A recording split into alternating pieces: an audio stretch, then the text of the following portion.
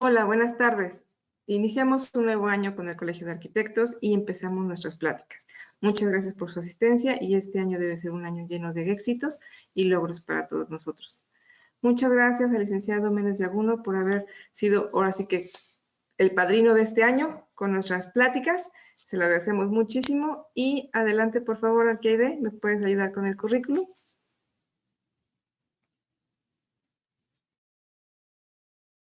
¿Nos apoyas con tu micro, Arqueide, por favor? Sí, gracias. Listo. Juan Manuel Méndez Yaguno, hidalguense nacido el 1 de mayo de 1948 en la ciudad de Pachuca de Soto Hidalgo, hijo de Juan Manuel Méndez y María Luisa Yaguno. Sus estudios de la primaria a universidad los realizó en la ciudad de Pachuca de Soto Hidalgo.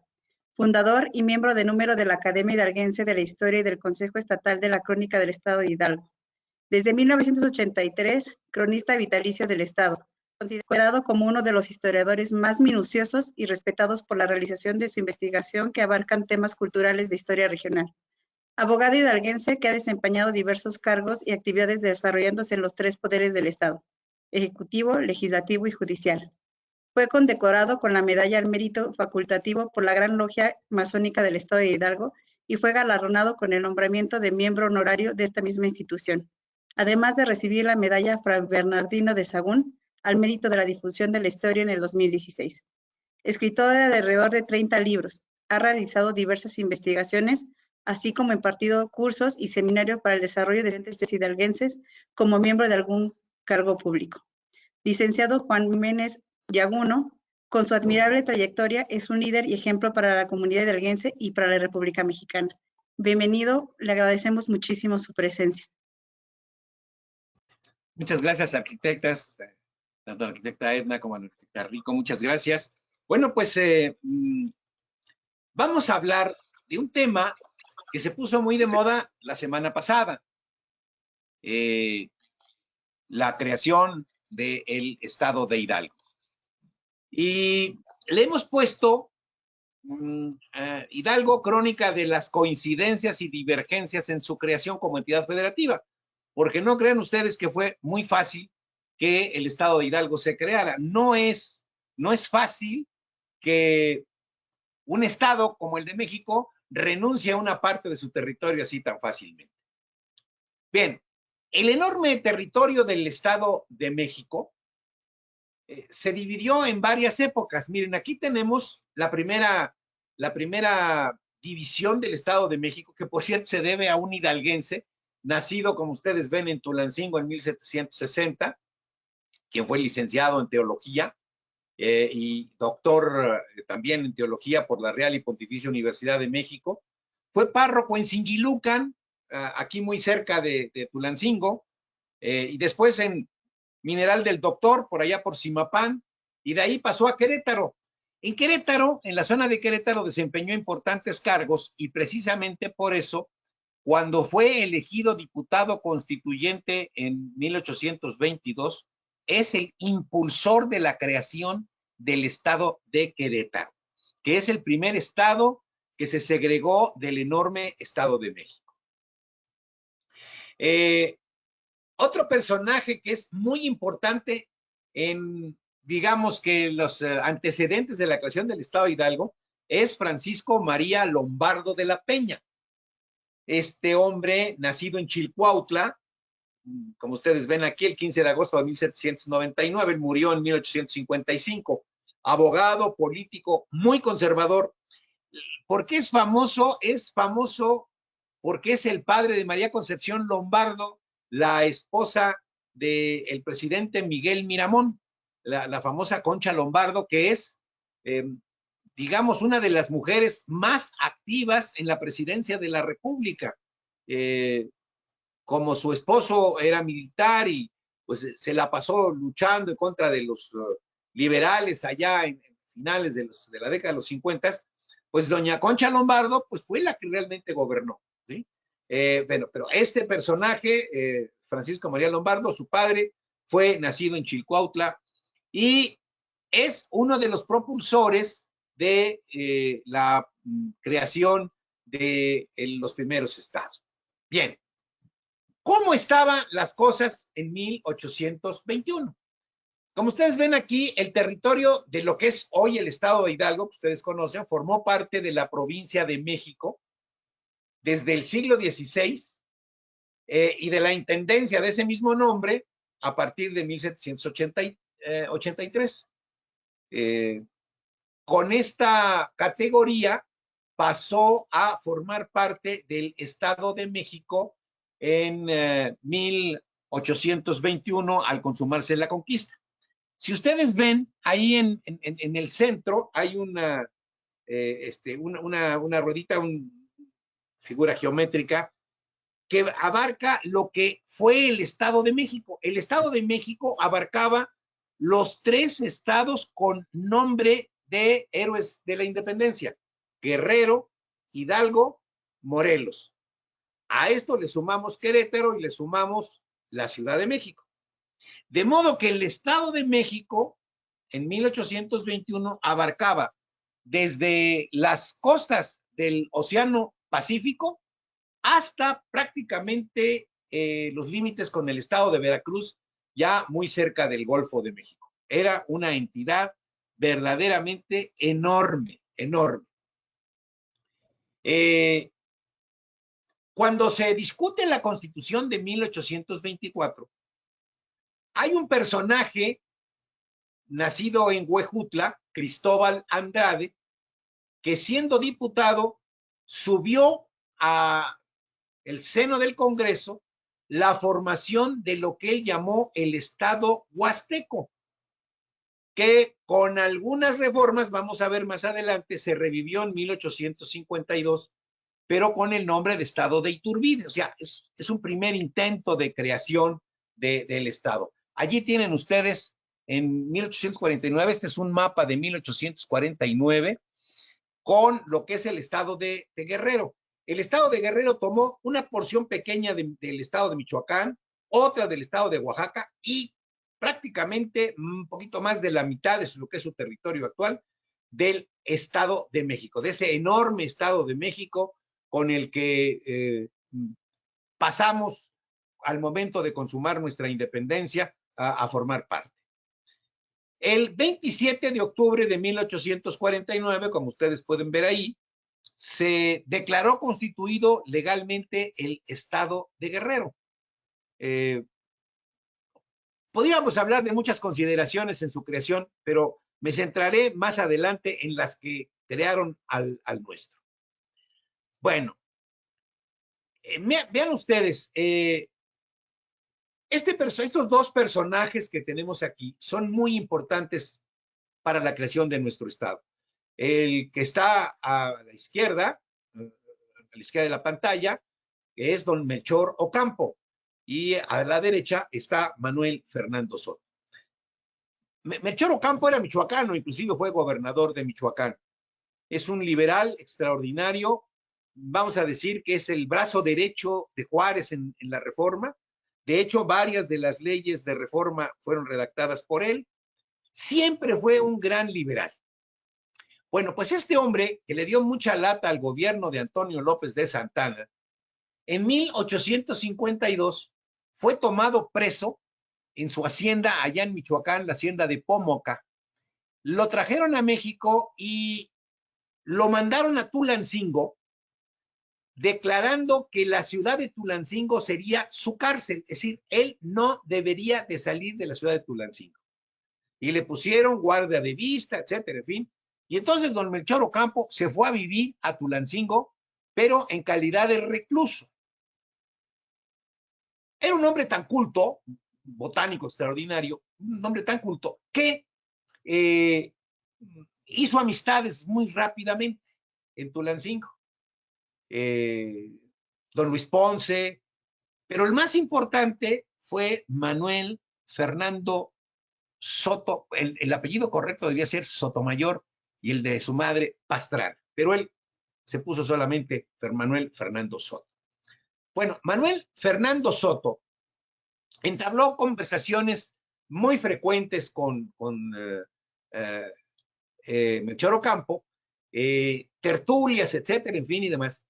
Y allí existe constancia de que Manuel Fernando Soto recibió, no como orden, sino como sugerencia, el poder crear un estado dentro del Estado de México, de crear un nuevo estado, un estado fundamentalmente que abarcara la parte norte, lo que conocemos nosotros como la Huasteca. Recuerden ustedes que tenemos Huasteca Tamaulipeca, Huasteca Potosina, Huasteca Veracruzana, Huasteca Hidalguense, y hay quien dice que hay Huasteca Queretana y Huasteca Poblana. Pero bueno, fundamentalmente la Potosina, la Tamaulipeca, la Veracruzana y la Hidalguense. Bueno, con gran parte de lo que es hoy el norte del estado de Hidalgo y tomando algunas partes de las zonas huastecas de aquellos estados, se pretendía crear un estado nuevo en la República. No le dieron nombre, pero Manuel Fernando Soto sí le dio nombre. Tenía que presentar una propuesta al Congreso y le dio el nombre de Estado de Iturbide. Iturbide en el siglo XIX no era el energúmeno que ha sido a partir de que la historia oficial lo repudió porque se hizo emperador, porque tuvo muchos errores. Pero bueno, la historia no nada más se hace de aciertos, también los errores de alguna manera hacen la historia. Bueno, lo que importa es que en ese contacto, Manuel Fernando Soto recibe de Melchor Ocampo la idea de reducir al Estado de México. Melchor Ocampo estaba consciente de que era un estado enorme y que era prácticamente ingobernable. Miren ustedes, este es el mapa de lo que iba a ser el estado de Iturbide, porque Manuel Fernando Soto, fue constituyente de 1856-57, los que hicieron la constitución, la segunda constitución de México, la constitución liberal de 57. Bueno, pues Manuel Fernando Soto presentó el proyecto para la creación de este estado de Iturbide con las entidades huastecas que les decía yo hace un momento. Debo decir que se presentaron ante el Congreso Constituyente otras iniciativas, pero esta de Manuel Fernando Soto ni siquiera pasó a comisiones. Ustedes saben que una ley se discute primero en comisiones y de ahí se va a pleno. Bueno, nunca llegó a pleno, lógicamente, porque tampoco pasó por comisiones. Los datos que tenemos es que Manuel Fernando Soto varias ocasiones intentó meter el proyecto de decreto, pero los diputados lo soslayaron. De hecho, ustedes pueden ver ahí que entre las propuestas que se presentaron en el Congreso Constituyente, una de ellas quería segregar a Jacala del Estado de México, hoy es el Estado de Hidalgo, pero en aquel entonces del Estado de México, para anexarla al de Querétaro. Y también se presentaron iniciativas para que Huejutla se anexara al estado de Veracruz y Acaxochitlán al estado de Puebla. Esto pretendía reducir al Estado de México, pero incrementando a los estados de Veracruz, de Querétaro y de Puebla. Pero también estas propuestas fueron desechadas. Y desde luego la del estado de Iturbide ni siquiera fue leída en comisiones. Así quedaban las cosas, así estaban las cosas en 1857 cuando se emite la Constitución. Pero vean ustedes, cualquier comparación con la realidad que sea igual es pura coincidencia. Entre 1849 y 1856, el país vivía una efervescencia terrible. Los grupos, pues algunos eran grupos criminales, pero otros eran grupos que reivindicaban ideas de carácter agrario, de carácter socialista, etcétera, en fin, se levantaron en armas. Vean ustedes, en Almoloya aquí pegadito a Apan, en 1849 hay una sublevación en contra de los dueños de la hacienda de Ocotepec. El dueño de la hacienda de Ocotepec era Andrés Quintana Roo. Su esposa, Leona Vicario, la recibió como compensación por su trabajo en la independencia, y a la muerte de Leona Vicario continuó en la administración don Andrés Quintana Roo. Bueno, pues hubo una insurrección en su contra porque no les permitía agua a las comunidades. La de Ramón García Ugarte que se levantó en Huichapan en 1852. Hay una rebelión de castas en Tula. Indígenas otomíes se levantan en contra del gobierno porque les exigían leva, es decir, les exigían a los hijos de familia para que, menores de 20 años, para que formaran parte del ejército federal. Esto aparte de pedirles gabelas, imponerles gabelas terribles por sus cosechas y por cualquier cosita, ¿no? Después tenemos las inconformidades de Juan Villagrán y Vicente Lascas en Alfajayucan. Estos dos personajes que reivindicaban ideas socialistas, estaban en contra del mal reparto de la tierra, pero sobre todo estaban en contra de la desamortización de bienes de corporaciones civiles y religiosas. No de las religiosas, sino de las civiles, porque muchos de ellos fueron afectados, sobre todo los pueblos que tenían ejidos en las afueras del pueblo. Y bueno, una de las tantas rebeliones es la del Acta de Jacala de 1856, en donde los vecinos de Jacala se sublevan a efecto de derogar el diezmo que cobraban las iglesias y los diferentes impuestos que cobraba el gobierno. Entonces, por toda esta parte de la entidad había levantamientos y había una inseguridad espantosa en ese entonces. Bien, hablando ya de la creación de lo que va a ser el Estado de Hidalgo, o sea, todos los anteriores son, digamos que ejemplos de intentos de crear una entidad dentro de lo que era el Estado de México. Pero la primera seria y ya bien enfocada a crear lo que hoy es el Estado de Hidalgo, como ustedes ven, se inicia en el año de 1861. ¿Y quién la inicia? Los diputados de la zona norte, Alejandro Garrido, Justino Fernández, José Luis Revilla, a los que se sumó el gobernador provisional del Estado de México, Manuel Fernando Soto. ¿Qué querían ellos? Querían que todos los distritos que forman hoy el Estado de Hidalgo, más el de Teotihuacán, se independizaran del Estado de México y con él se creara una entidad federativa que llevara el nombre del padre de la patria. Y entonces los diputados fueron a ver al presidente Juárez y el presidente Juárez los recibió y, bueno, pues de alguna manera manifestó que estaba de acuerdo. Miren, ¿qué era lo que sucedía? Sucedía que el Estado de México, que es todo esto que está aquí, todo lo que está en amarillo, este estado era verdaderamente ingobernable. Ya era inminente la invasión francesa del país y la parte que más debía protegerse era la que rodeaba a la Ciudad de México. Y esa parte que rodeaba a la Ciudad de México por el lado norte era la más descuidada de todas porque el Estado de México, o sea, la capital Toluca, no gobernaba adecuadamente en esas regiones. El presidente Juárez detuvo la iniciativa de los diputados y les dijo, a ver, primeramente vamos a planear cómo nos vamos a defender de los franceses. Y presentó un proyecto a efecto de que que era Estado de México, de enorme Estado de México, quedara dividido en 3 distritos militares, es lo que quiere decir el DM, ¿sí? El distrito militar 1 iba a ser la parte sur pegada a la Ciudad de México hacia el oriente, y su capital sería Toluca.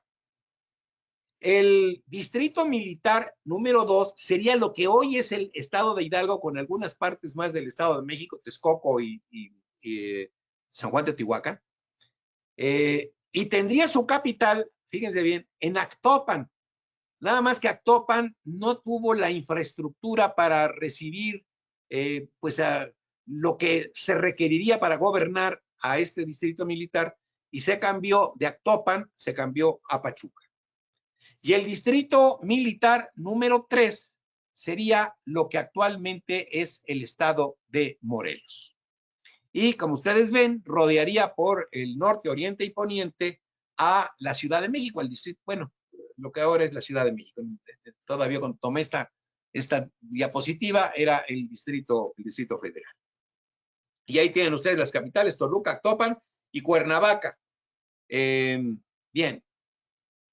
¿Cuándo se crea esto? Se crea el 7 de junio de 1862. En tanto, les digo a los diputados que le habían pedido la creación del Estado de Hidalgo, a ver, vamos a ver cómo se comporta lo que ustedes quieren que sea Estado de Hidalgo como distrito militar. Bueno, como todos sabemos, en 1863, el ejército francés, ayudado por austriacos, suavos belgas, grupos italianos, en fin, penetra en el territorio nacional, llega a la capital, hace huir a Juárez. Juárez inclusive tiene que andar a salto de mata.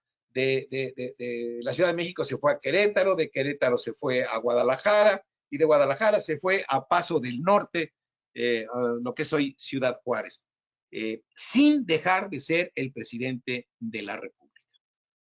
Y pocos días después de esto, ya, desde luego primero se establece una regencia para gobernar al país y la regencia le entrega el gobierno a el segundo emperador de México. El primero fue Iturbide, el segundo sería Maximiliano, un hijo de la casa reinante en Austria, que por no ser el mayor no le correspondía gobernar a su país, casado con la hija del rey de Bélgica, Carlota, emparentada con los Hohenzollern, una mujer que deseaba mucho ser emperatriz, y bueno, pues de esta manera lo iba a lograr. El imperio fue realmente efímero, dura cosa de 3 años y medio, 4, ¿no? De 1863 a 1867. Maximiliano, lejos de lo que se pensaba, deja vivir la reforma establecida por Juárez, porque él era un gran liberal. Lo que sí hace es dividir a la República Mexicana, ya no en estados, sino dividirla en departamentos. Y lo que es hoy el estado de Hidalgo quedó dividido en 2 departamentos. El departamento de Tula, con capital en la ciudad de Tula, y el departamento de Tulancingo, que hizo lo mismo con esa ciudad. De modo que lo que es hoy el territorio hidalguense, más, repito, San Juan Teotihuacán, Otumba y Texcoco, que quedaron dentro del distrito de Tulancingo. Realmente esta división territorial se presentó, se aprobó, pero no quedó más que en el mapa, no llegó a nombrarse a ningún gobernante para estos distritos, o sea, no operó, pero fue, bueno, en primer término, una ratificación de algo que ya los diputados gritaban cuando fueron a ver a Juárez. Había que dividir al enorme Estado de México. Y ellos lo dividieron, como ustedes pueden ver, en 3 partes, que fueron el estado, perdón, el departamento de Tulancingo, el departamento de Tula, más el departamento de México. Bueno,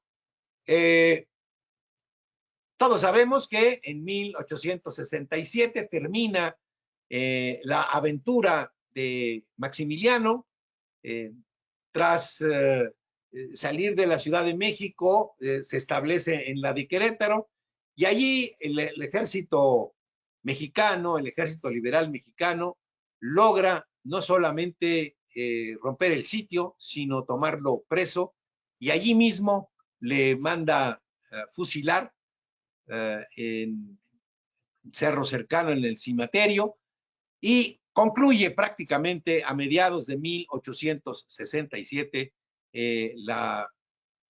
pues, ¿cómo le pudiéramos llamar? El ensayo de imperio que estableció el gobierno francés, porque todo esto estuvo apoyado por el Napoleón III, el gobernante de Francia. Bien, una vez fusilado Maximiliano, se restaura la República. Se restaura la República y al restaurarse la República, bueno, lo primero que pasa es que se restablece el Congreso de la Unión, el grupo de legisladores. Y en este Congreso de la Unión, en ese primer Congreso de la República restaurada, nuevamente un grupo de diputados pide la creación del Estado de Hidalgo. ¿Quiénes son esos diputados? Ahí los tienen ustedes. Protasio Tagle, Justino Fernández, Manuel T. Andrade, Gabriel Mancera, Manuel Fernando Soto, Antonino Tagle, Luis Revilla, Cipriano Robert y Alejandro Garrido. Realmente estos diputados lo que hicieron fue retomar lo que un grupo de ellos, entre los cuales estaba, por ejemplo, Manuel Fernando Soto, le habían propuesto en 61 al presidente Juárez, ¿sí? Desde luego el presidente Juárez, pues lo vio con muy buenos ojos, pero había que sustentar la creación del nuevo Estado. ¿En qué se sustentaba la creación del nuevo Estado?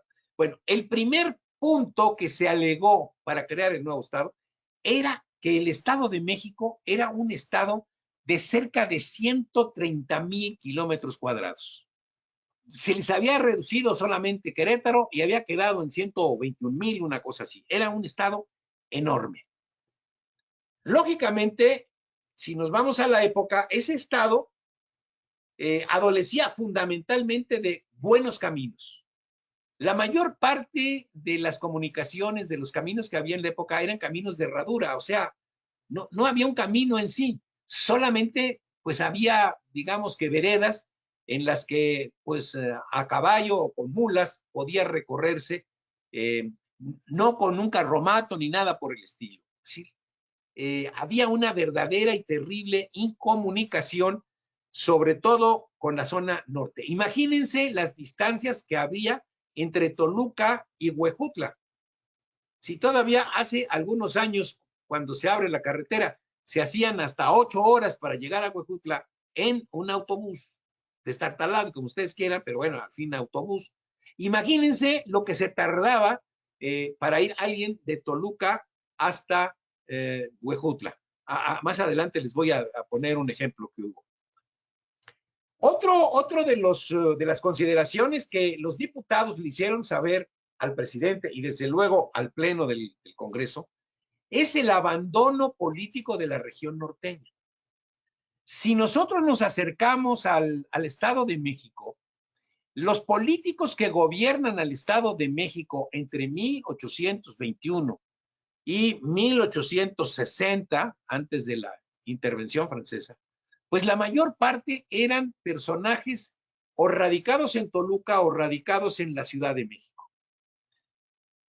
Muy raro era el personaje, el funcionario público que fuera de alguna porción lejana, pues, de Toluca. Un caso va a ser el de Cayetano Gómez Pérez, pero es un caso en cientos, ¿no? Entonces, y la falta de políticos de la región norteña representados en Toluca, pues hacía que la región norteña estuviera prácticamente abandonada. Lógicamente, había muy poca participación de la gente de la zona norte con los políticos del Estado de México. Inclusive había verdaderos distanciamientos.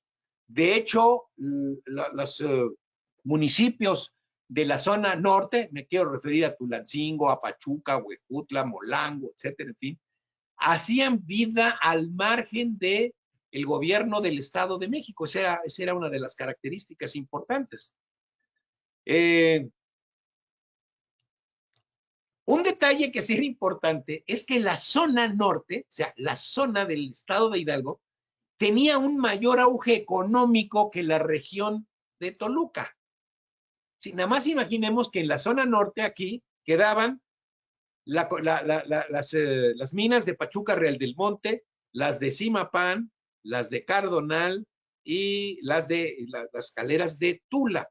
Pero aparte de ello, las grandes haciendas pulqueras todas estaban en los llanos de Apan, Tulancingo, la Teotlalpan, aquí cerca de Pachuca, y luego hacia Tula, que eran, digamos, los entes económicos más importantes de esa entidad federativa. En consecuencia, había un mayor desarrollo económico, había una mayor fluidez económica dentro de la zona norte que dentro de la zona de Toluca. Y luego, bueno, pues algo que fue determinante, la constante inseguridad. Hace un momento vimos una serie de levantamientos y demás, y más adelante vamos a seguir viendo que los hay. Durante todo después de que se fueron los franceses, desde 1867 hasta 1875, hay levantamientos constantemente y algunos hasta cercanos a Pachuca, ¿no? Como el de los bandidos comunistas que se levantan en la Concepción. Entonces, bueno, plagios, robos, en fin, vandalismo auténtico se vivía en ese entonces. Y lo peor de todo es que no había una policía. Recuérdese que la policía creada, que es la que da resultado, son los famosos rurales, que dan resultado hasta la etapa porfirista. Los rurales eran, vamos a decir que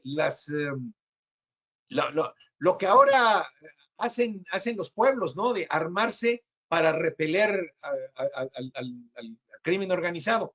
Bueno, los rurales eran esos, eran ciudadanos, gentes a las que les permitían utilizar un mosquetón, un fusil, traer unas cananas y tenían la facultad para poderse defender, para poder disparar, ¿no? Entonces con ellos se formaba la policía. De modo que cuando había policía, pues cuando hacía falta, se llamaba a los rurales que eran ciudadanos de la comunidad y ármense y entonces vamos a defender a la comunidad, al pueblo, a la hacienda, etcétera, ¿no? Y finalmente, que creo que es lo más importante entre las consideraciones para crear el Estado de Hidalgo, es la decisión que tenía Juárez para crear al Estado de Hidalgo. Desde que creó los distritos militares, Juárez ya vislumbró la posibilidad de dividir al enorme Estado de México, que además debo decirles que los enemigos políticos más importantes de Juárez estaban precisamente en Toluca, en el Estado de México. Bien, puse esta fotografía de Juárez, que es el creador del Estado de Hidalgo, porque es la primera fotografía que se tomó en México. Entiendo que está retocada, pero es una fotografía que se tomó en 1862 por un fotógrafo polaco. Se conserva en el museo, no recuerdo en este momento el nombre, pero está en Viena. Ya en México ya tenemos una muy buena copia, pero bueno, este es Juárez auténticamente, no es pintura, esta es una fotografía. Así era el presidente Juárez en 1862. Y bueno, lo pongo para establecer que su decisión fue fundamental en la creación del Estado de Hidalgo. Hace un momento les decía yo que económicamente era más importante la zona norteña, o sea, lo que es el Estado de Hidalgo, que lo que es la zona de los municipios que están en Toluca, que es el valle, ¿no? Aquí pueden ustedes ver los municipios de lo que es el Estado de Hidalgo, los de Toluca, los del Estado de Morelos, los del Valle de Toluca hacia Michoacán, y desde luego, bueno, está también Guerrero, nada más que Guerrero, recuerden ustedes que se independizó, se hizo entidad federativa en 1849. Si ustedes se dan cuenta, vean ustedes la participación en el Producto Interno Bruto, lo que es el hoy Estado de Hidalgo, estaba arriba de los municipios de Toluca por prácticamente 20 puntos. Es bestial, ¿no? Es decir, la participación económica en el PIB del Estado de México era determinante. Y bueno, había algunos, como por ejemplo el Estado de Morelos, que su actividad económica era el azúcar, ¿no? La caña de azúcar, que era uno de los grandes productores, pero ahí quedaba. En tanto que el Estado de Hidalgo, pues tenía una ampliación, una gran digamos, actividad. Primero en la minería, ya decíamos en Tula, con las caleras, en la zona de Zimapán, en la zona de Pachuca del Monte y en el Cardonal, que eran zonas mineras. Pero aparte de eso, las principales y más importantes haciendas pulqueras, que era, digamos que el producto que más se vendía entonces, bueno, pues estaban en el estado de Hidalgo. Entonces, imagínense lo que pensaban los habitantes de aquí, o sea, realmente pagamos impuestos y demás para que se lo lleven a disfrutar los municipios de Toluca o de Morelos o del Valle, siendo que nosotros somos más productivos. Uno de los aspectos que les decía yo, que es el abandono de la región norteña y la poca participación política. Si uno se va a los periódicos de la época, ustedes imagínense nada más, había en ese entonces, de cada 100 habitantes, solamente 9 sabían leer y escribir. De modo que los periódicos, más que llevar artículos en letras, lo que llevaban era imágenes, ¿sí? Bueno, pues las imágenes de los periódicos de la época nos reflejan cómo se veía al Estado de México entre, pues vamos a decir que aquí están tomadas entre 1867 y 1869. ¿Sí? Abajo, los importantes políticos y demás, vean ustedes ahí un mástil donde se está agarrando, ahí está don Justino Fernández y están los abogados mineros. Por acá hay uno de los que está en el Estado de México que le está apuntando a estos hombres de negocios. En fin, la prensa constantemente señalaba que el Estado de México tenía desigualdades terribles por las regiones. Y esa desigualdad llevó a tener poca participación en la política del Estado por parte de los norteños, cosa que no iba a tardar mucho porque finalmente pues puede mucho don dinero. Decíamos que lo que abundaba en ese entonces eran los caminos de herradura. Aquí vemos nosotros a una recua que va llevando pues enseres para venta en las ciudades. Los arrieros eran los traileros de hoy, son los que llevaban las mercancías y las introducían en las ciudades, desde los sitios donde se producían hasta los lugares donde se iban a consumir. Y bueno, los arrieros no necesitaban de caminos abiertos, de caminos amplios, porque ellos, pues con sus recuas entraban en cualquier lado, entre las milpas, etcétera, hasta llegar a donde querían. Bueno, ahora viene lo importante. Se va a crear un estado, pero ¿y cómo se le hace así de fácil? Pues no es tan fácil.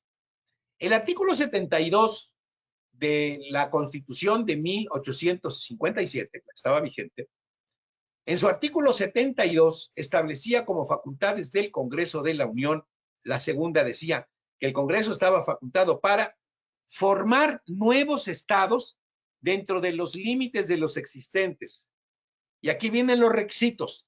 Siempre que lo pida una población de 80,000 habitantes, por lo menos, que justifique tener los elementos necesarios para proveer de su existencia política, o sea, que pueda pagar la burocracia que va a gobernar a la entidad. Pero le exige que una vez que existe todo esto, se escuche a la legislatura de cuyo territorio se va a segregar y que esta legislatura esté de acuerdo en que le quiten una parte del territorio. Y si ya todo esto pasó, todavía falta que vaya al Pleno del Congreso y sea aprobado por las 2/3 partes del Congreso y luego por el 50 más 1, bueno, el 50% más 1 de las legislaturas de los estados. Todo esto tenía que recorrer la iniciativa para crear al nuevo estado. Aquí tienen los requisitos. Entonces es el primero, que lo solicite una población de 80,000 habitantes. Ahorita vamos a ver cómo se fueron cumpliendo. Cosa que sí sucedía. Que justifique tener elementos necesarios para proveer de su existencia política. Este fue lo interesante del segundo distrito militar. Mientras fue el segundo distrito militar, ese distrito fue autosuficiente, de modo que no había problema. A donde venía el problema era en consultar a las legislaturas afectadas. En este caso se tenía que consultar a la legislatura del Estado de México y que ésta lo aprobara. Y luego que fuera aprobado por la mayoría del Congreso y por la mayoría de las legislaturas de los estados. ¿Sí?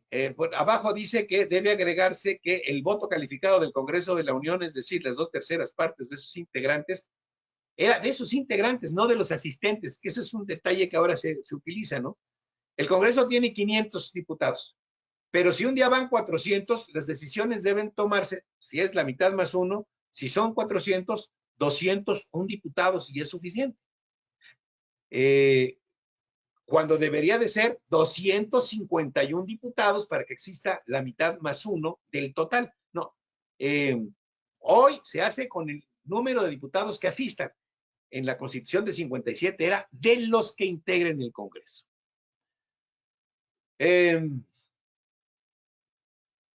Veamos cómo decíamos que en el primer caso es que sea de mayor de 80,000 habitantes. Miren, en el conteo que se hizo en 1868, ¿sí? Actopan, Alfajayucan, El Arenal, Acasochitlán, Cardonal, Cuautepec, Atotonilco, ¿no? Todos estos, que son los que van a integrar el nuevo estado, demostró que tenían una población de 5 veces más lo que exigía la Constitución. Es decir, había 404,207 habitantes en todos estos municipios, cuando lo que se requería de 80, ¿no? De modo que holgadamente había el número de habitantes en la región que se iba a crear como estado de Hidalgo. Segundo, sobre tener suficiencia para proveer su existencia política, ya les había dicho, el diputado Fernando Soto sube a tribuna en diciembre de 1868, o sea, mes y medio antes de crearse el estado, subió un estudio que existe, yo tengo la fortuna de tener el documento, en el que se demuestra que el segundo distrito militar, que se integra con las regiones que iban a ser el estado de Hidalgo, sufragó holgadamente con sus ingresos, impuestos, derechos y aprovechamientos, todos los gastos para la manutención del aparato burocrático, y no solo eso, regularmente en esos entonces no se tenía propiedad para el poder, donde establecer el poder ejecutivo o el legislativo, se rentaban, bueno, se demostró que había dinero suficiente para todo ello. Tercer requisito, consultar a las legislaturas afectadas, en este caso, a la legislatura del Estado de México. ¿Qué es lo que sucedió aquí? Bueno, aquí lo narro. Fíjense que en razón de cómo estaban las cosas en esos entonces, un gobernador debería permanecer en la capital del estado para ser gobernador. Si iba a salir de la capital del estado, tenía que pedir permiso al Congreso para ausentarse. Así fuera mediodía, un día, 2, 3, 4, 5, un mes. Tenía que pedir permiso. ¿Por qué? Porque el Congreso nombraba a un interino, mientras interino, mientras el gobernador estaba fuera de la entidad. Bueno, pues el gobernador del Estado de México en 1868, pidió licencia y el Congreso nombró a un abogado, el licenciado Cayetano Gómez Pérez. Aquí, una de las calles de Pachuca céntrica es esa. Si ustedes preguntan quién fue Cayetano Gómez Pérez, no les van a decir. Bueno, pues Cayetano Gómez Pérez, originario de Yahualica, Cayetano Gómez Pérez fue gobernador provisional por unos cuantos días.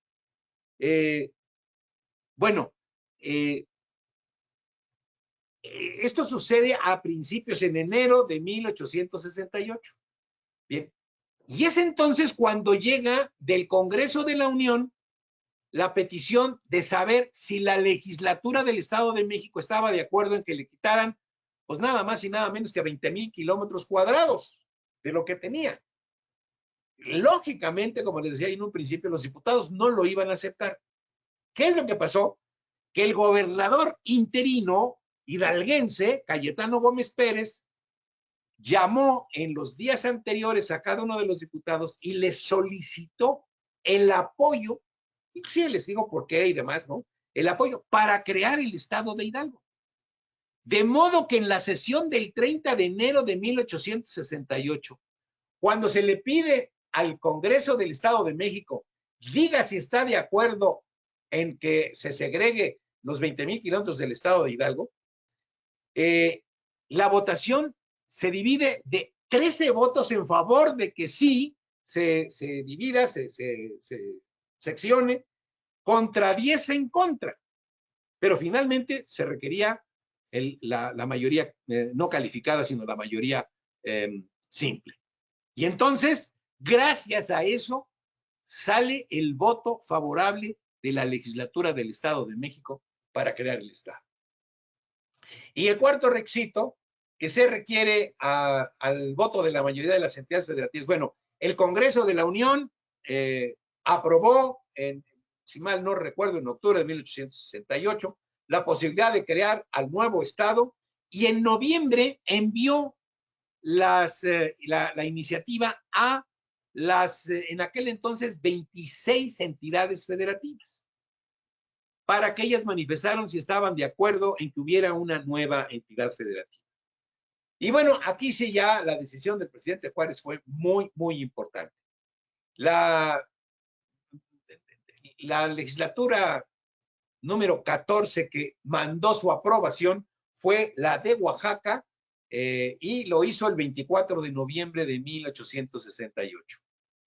Con esto el camino quedó libre para que el decreto se subiera y fuera aprobado por las 2/3 partes de la legislatura. Lo que sucedió, como lo vamos a ver más adelante, el 15 de enero de 1869.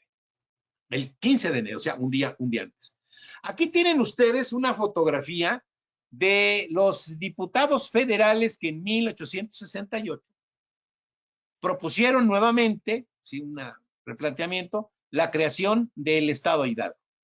Sentados están Protasio Tagle, Justino Fernández, Manuel de Andrade, don Gabriel Mancera, Manuel Fernando Soto, y de pie está don Antonino Tagle, don Luis Revilla, don Cipriano Robert, Alejandro Garrido. Dice una persona no identificada, creemos que debe haber sido un diputado de apellido Bojorquez, que era el diputado por el municipio de Texcoco, que en principio quería formar parte del Estado de Hidalgo. ¿Quiénes eran estos señores? Y esto va a ser importante. Manuel Fernando Soto Pastrana, o Sotomayor, como les decía yo, Sotomayor Pastrana. Era un hombre de dinero. Era dueño de haciendas pulqueras y de muy importantes comercios en la zona de Tulancingo. Era un hombre de dinero. Este hombre, aparte de ser gobernador del Estado de México, fue ministro de la Suprema Corte de Justicia y un muy, pero muy amigo de Benito Juárez, lo cual le va a costar no ser gobernador del Estado. Luego tenemos a don Antonino Tagle. Don Antonino Tagle forma parte de las familias Sánchez de Tagle, que son dueñas de las más importantes haciendas de Tulancingo, Zempoala, Apan, toda esa zona.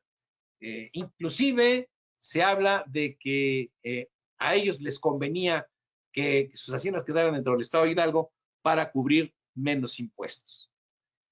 Su hermano, Protasio Tagle, este hombre muy culto, él fue director de la Escuela Nacional Preparatoria, alguien muy también allegado al presidente Juárez. Y lógicamente, bueno, pues al igual que su hermano, pues era dueño de haciendas pulqueras muy importantes. Se le conoce por ser el redactor del Plan de Tuxtepec, porfirista. Luego tenemos a don Manuel T. Andrade. Él era huejutlense, dueño de grandes extensiones de tierra, sobre todo potreros en la región de Huejutla. Un hombre de muchísimo dinero. Tenemos a Cipriano Robert.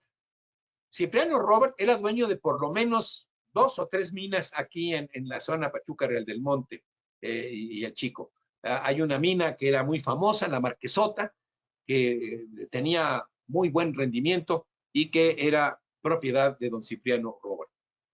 Don Gabriel Mancera. Gabriel Mancera nace en el Chico, en el mineral de Chico, aunque se cría en Tulancingo. Y bueno, es un hombre extraordinario. Es el fundador de la industria textil en Tulancingo.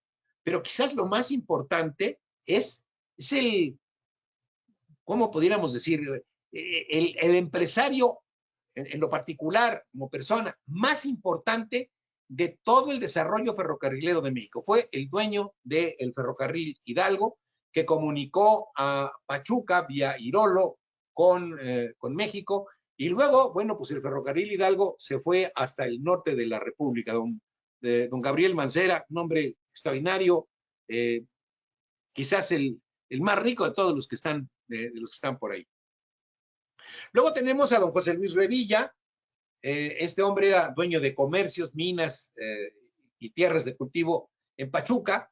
Fue jefe político, inclusive en la ciudad de Pachuca, también un hombre de muchísimo dinero.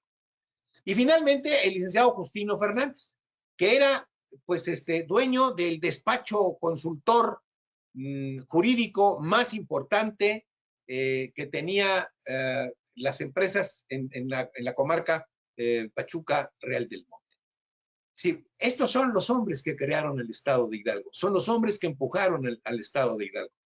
Todos tenían en lo particular pues asuntos importantes que resolver con una nueva entidad federativa. Miren, aquí tenemos cómo está el Estado de México. Si ustedes se dan cuenta, en 1821, el Estado de México abarcaba, ahí lo podemos ver en el mapita de arriba, todo lo que es la parte de abajo, que es el Estado de Guerrero, con algún puntito que le quitaron a Michoacán y a Oaxaca. Luego lo que sigue es el Estado de México. Pegado al Estado de Guerrero está el Estado de Morelos. Arriba del Estado de México está el Estado de Hidalgo y a un lado del Estado de Hidalgo el de Querétaro. Bien, en principio era toda esa enorme extensión era parte del Estado de México. Aquí lo podemos ver con más precisión. Y veamos los números, que eso es lo que importa, ¿no? Ay, Dios mío, es que espérenme que no puedo leer aquí las cifras. Pero bueno, ahí podemos ver el estado de Querétaro, creado el 31 de enero de 1822. Después el Distrito Federal, que déjenme decirles a ustedes que el Distrito Federal también se hizo de irle quitando terreno pues en la zona de Tlalpan, en fin, al Estado de México. Y bueno, el 15 de mayo de 1849, el Estado de Guerrero, y finalmente los estados de Hidalgo en enero de 1869 y el 17 de abril de 1869 también el estado de Morelos. Veamos los números, ¿no? El estado de Querétaro le quitó al Estado de México 11,270 kilómetros cuadrados. El de Guerrero le quitó 64,281. El de Hidalgo, 20,813. El de Morelos, 7,842. Total segregado, 104,719 kilómetros cuadrados. De modo que hoy el Estado de México tiene 22,357 kilómetros cuadrados. Así quedó reducido. De modo que la extensión original del Estado de México, como les decía yo en un principio, fue de 127,076 kilómetros cuadrados y quedó reducido a solo 22,357. Me faltaba poner el Distrito Federal, que le quitaron 513 kilómetros con algunas de las alcaldías que hoy forman parte del Estado de México. Y aquí tenemos, bueno, vean ustedes esto, lo que era el estado de Hidalgo. En ese entonces, desde 1851, se vivía la plena bonanza minera de Pachuca. Y desde luego, pues quizás uno de los aspectos más interesantes es la producción pulquera. Vean ustedes, había 107, en lo que era el estado de Hidalgo cuando se creó, 107 haciendas, 371 ranchos pulqueros y más de 800 tinacales. Era una producción gigantesca. La gran producción pulquera de la zona norte iba a la Ciudad de México, a la zona de Querétaro, que son las zonas que bebieron pulque, ¿no? El centro de México solamente. Pero, pues cuando no había agua potable y el pulque era lo que podía servirse en las mesas opulentas y pobres, pues se hizo una bebida verdaderamente sustancial para la vida y también para la economía del estado de Hidalgo. Pero vean ustedes el clima de inseguridad. En 1867, 2 años antes de la creación del Estado, tenemos el levantamiento indígena de Laureano Islas en Tutotepec. Un año después, la insurrección en Singilucan y Pachuca de los bandoleros Sosa, el Pata de Palo y los militares León y Piz, que pusieron verdadero jaque a las autoridades de Tulancingo y Apan. Luego aquí muy cerca en Pachuca, Pedro Fabregat, que se levantó entre Tulancingo y Pachuca en 1869, era el que cometía todos los plagios habidos y por haber. Había los famosos bandoleros de Pachuca, Manuel Domínguez, apodado el Comunista, es el que inició su movimiento en la Concepción, en la Hacienda de la Concepción, y costó mucho trabajo reducirlo. Y luego, pues, pronunciamientos en el Valle del Mezquital de Paulino Noriega, Andrés Reyes, Sotero Lozano, Manuel Domínguez y Enrique Fabregat, el hermano de Pedro. Y finalmente, la que más lata dio, la insurrección de Francisco Salacosta en Actopan y Pachuca, que son los famosos bandidos comunistas, muy emparentados con los que se levantaron aquí en la Hacienda de la Concepción.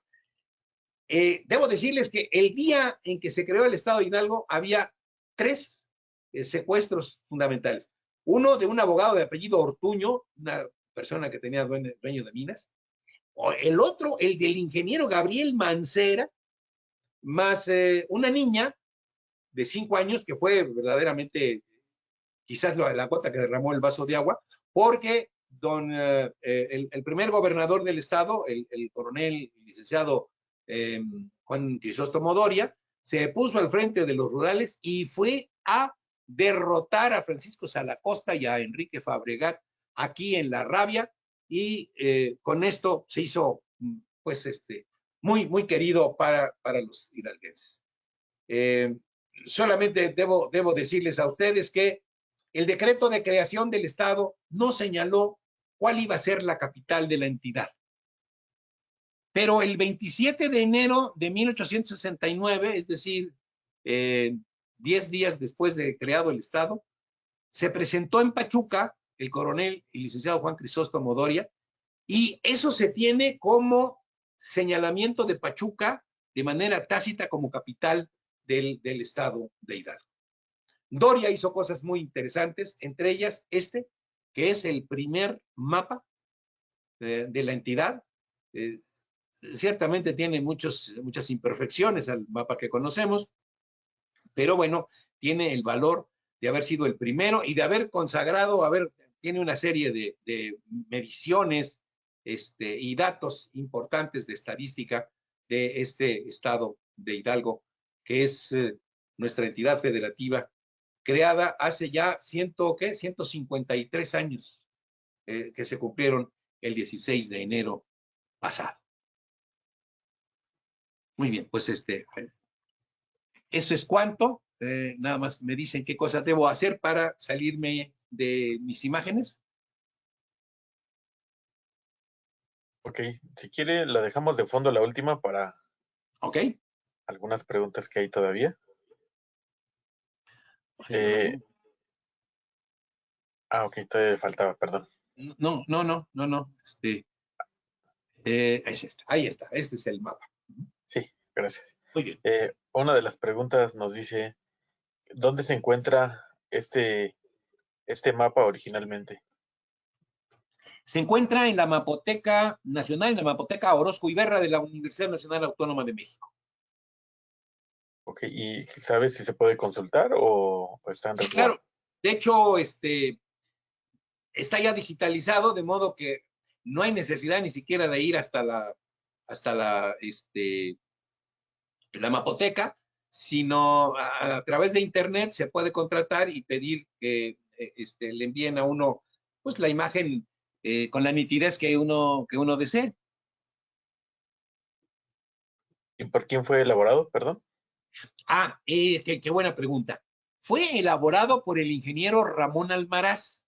Ramón Almaraz es el encargado de la Comisión Científica de Pachuca, que en 1864 publica el primer libro que se hace de esta comarca, en donde hay historia, geografía, economía, en fin, el mayor contenido de información que ustedes puedan imaginarse sobre Pachuca. Ramón Almaraz, el originario de Pachuca, formó parte de la comisión de la Cuenca de México, es de los que intervino en los trabajos del desagüe de la Ciudad de México, es todo un personajazo. El problema es que trabajó con el imperio de Maximiliano y cuando triunfó la República, pues quedó segregado. No obstante, Doria, que no era hidalguense, supo que era el mejor que había y le encomendó hacer el mapa. Ok, muchas gracias. Por ahí también nos preguntan, ¿cómo se decidió que Pachuca fuera la capital del estado? Ese es el problema que no se ha decidido. Miren, había 3 posibilidades, que eran Tula, Pachuca, Tulancingo, me falta 4, Actopan. ¿Por qué no Tula? Porque Tula, siendo capital del estado, no resolvía el problema que se tenía cuando era Toluca. O sea, hubiera quedado en un extremo y hubiera quedado muy, muy lejano la zona de la sierra y de la Huasteca sobre todo. Entonces, aparte de no tener la infraestructura suficiente. Me subo, Actopan. Actopan ya había sido nombrada capital del distrito militar, pero no tenía la infraestructura para las oficinas públicas y pues todo lo que se necesitaba. Inclusive personal suficiente para poder ser ocupado por el gobierno. Y luego seguía Tulancingo. Tulancingo, a partir de 1864, fue sede de la diócesis de su nombre. De modo que cuando, digo, no hay de esto nada, ¿no? Pero podemos entender que Juárez, siendo tan liberal, no estuvo de acuerdo en que la capital del estado fuera la misma capital de la diócesis de Tulancingo, o sea, que coincidieran las autoridades civiles y religiosas, sobre todo recientemente establecida la reforma.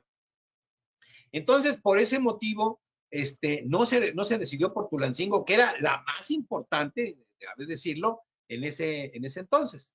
Y entonces, pues se decide por Pachuca, pero no hay ningún documento, no hay ningún documento.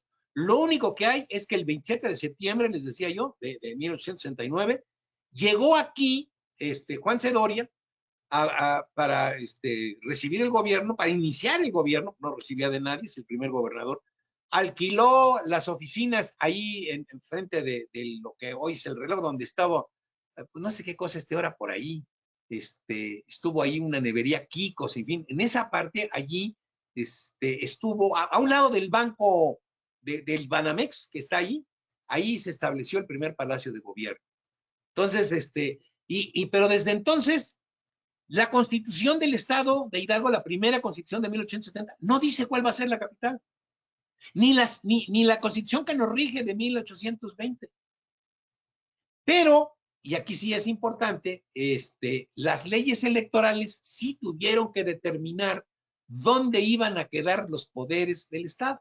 Y entonces la ley electoral de 1870 sí menciona a Pachuca como capital del Estado. Pero si en este momento a un diputado se le ocurre llevar al pleno, designar a Pachuca capital del Estado, no incurriría en ninguna repetición de decreto. No hay decreto que cree o que establezca que Pachuca es la capital. Ok, muchas gracias. Perdón, tengo 2 comentarios más. ¿Sí? Marigel Icona nos dice muy interesante plática. Muchas gracias por compartir sus conocimientos. Y también Paulette Escalona nos dice mis felicitaciones y reconocimiento al licenciado Menes. Es un gusto escucharle y ver el entusiasmo con el que comparte el conocimiento de las raíces de nuestro estado. Son todos los comentarios. Arqui Edna, muchas gracias. Gracias, Arquimanuel. Justamente hoy que estaba yo buscando una información, como dice usted, o sea, antecedentes de Pachuca son muy pocos. O sea, sí tenemos de las minas, de ciertas dimensiones, pero Pachuca de repente es el gobierno, pasa a ser gobierno estatal. Y ¿Sí? Pachuca lo dejan así como que en el limbo. O sea, viniendo de una tradición minera, una ciudad con una tradición muy importante porque de aquí se llevaban la plata. O sea, era un elemento que Pachuca la nombran en muchos mapas de antaño, ¿no? Y de repente como que se disuelve en el tiempo. O sea, no tuvo el auge, como dice usted, que tenía que tener y la fuerza que tenía que tener cuando ya se hace el estado de Hidalgo. Así es. Si nosotros nos vamos a los habitantes, Pachuca en 1850, o sea, 20 años antes, tenía 4,000 habitantes. Para el momento en el que es elegida como capital tácitamente, porque no hay una disposición, pues Pachuca andaría sobre los 12,000 habitantes. Pero el hecho de haber sido capital del estado le va a ser detonante para el crecimiento que tiene en el siglo XIX y sobre todo en el siglo XX. No, súper interesante. Yo creo que esto es ahora sí como una cultura general de que sepamos de dónde viene nuestro estado, por qué sentirnos orgullosos. Tenemos aparte una riqueza cultural de todo tipo, ¿no? Tanto tenemos valles, tenemos Huasteca, tenemos lo que es Miquilpan, la zona de balnearios, o sea, tenemos una riqueza y arquitectónicamente también por todos lados tenemos muchísimas construcciones que no las hemos sabido explotar y que no las hemos cuidado. Entonces, yo creo que este acercamiento al estado de Hidalgo es muy rico para saber y estar orgulloso de ser hidalguenses. Muchísimas gracias, licenciado. Aide, ¿tienes algún comentario? Pues en realidad es, como tú dices, súper interesante en realidad saber cómo en la historia poquito aquí, poquito allá, fuimos, venimos y muy pocos creo nos hemos tomado el tiempo de investigar esto o de saber esto. Le agradecemos mucho al maestro que nos los cuente. Hace rato estábamos platicando en el chat sobre la plática, que nos los cuente y que lo vayamos viendo como una historia, como una película, y eso enriquece más estas pláticas. Le agradezco mucho que lo haga de esta forma. Gracias a ustedes por la invitación. Al contrario, Manu, ¿tienes por ahí el reconocimiento del licenciado Menes?